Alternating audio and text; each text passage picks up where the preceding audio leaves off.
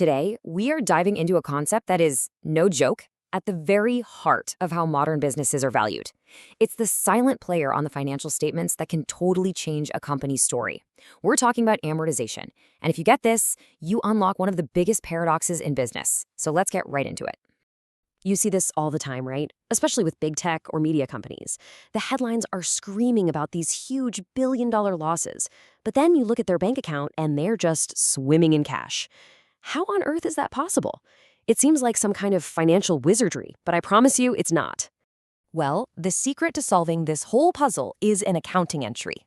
It's an expense that doesn't actually cost the company a single penny of real cash in that period. It's kind of like a ghost in the machine, and its name is amortization. All right, so let's pull back the curtain. Let's move from the mystery to the mechanics. What exactly is this invisible expense? And what is it even doing on a company's books? Okay, here's the official definition, but let's not get bogged down by the textbook language. Systematic just means it happens on a regular schedule. No big deal. The two words you absolutely have to remember here are non-cash and intangible. It's an expense on paper that doesn't use up any cash, and it's for assets you literally can't touch. Things like patents, copyrights, or a software license. You know, the easiest way to really get this is to compare it to its more famous cousin, depreciation. Think of it like this. Depreciation, that's for a delivery truck. It's a physical thing that gets old, it gets rusty, it gets worn out.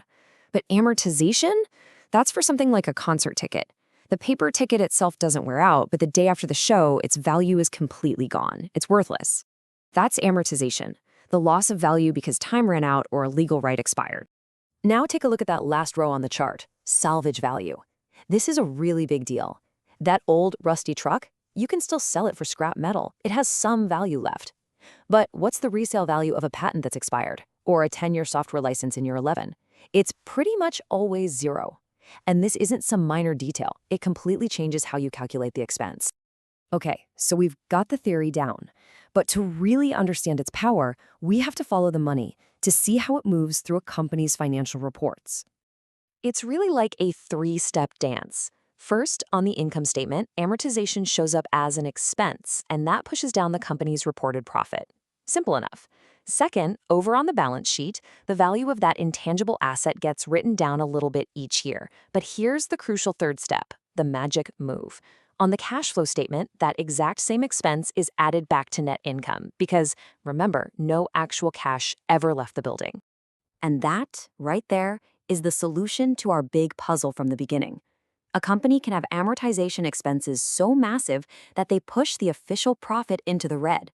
But because it's all a non-cash charge, the actual cash pouring in from its operations can still be incredibly strong. Now, you might be thinking this all sounds like some kind of sneaky accounting trick, but it's not.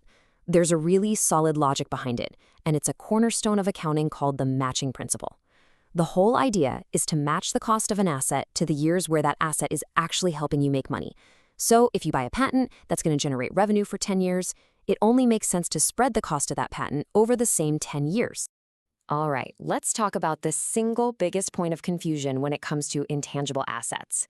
And that's a very special, very weird one called goodwill. This is just one of those rules you kind of have to memorize. When Company A buys Company B for more than its assets are worth on paper, that extra amount is called goodwill. You can think of it as paying a premium for a great brand reputation or a loyal customer base. But for public companies, this one specific intangible asset is not amortized. So what happens instead? Well, goodwill gets tested every year for something called impairment. Think of it less like a slow, predictable slope downward and more like an annual checkup. If the accountants decide that the value of that business they bought has suddenly and permanently dropped, they record a huge one-time loss to write down the goodwill. It's a cliff, not a gentle slope. And look, understanding this isn't just for passing an accounting exam. In the high-stakes world of mergers and acquisitions, or M&A, getting a handle on amortization can give you a massive strategic advantage. If you've ever watched a business news channel, I guarantee you've heard the term EBITDA thrown around. It is the language of deal-making. And just look at that last letter, A, for amortization. The entire point of this metric is to figure out how a company is performing before you factor in all those non-cash charges. And this is why it's so important. By adding back the amortization, a potential buyer can compare two different companies on a true apples-to-apples basis. It strips away all the noise from old deals and different accounting decisions. It lets you see the pure, unvarnished cash-generating power of the core business. It's all about finding the real signal in all that noise. And this creates real, actual value. For tax purposes, there's a specific rule, Section 197 of the tax code, that says most intangible assets you get in a deal have to be amortized over 15 years. That's 180 months. This creates a predictable tax deduction for the buyer for years to come, which means they pay less in taxes.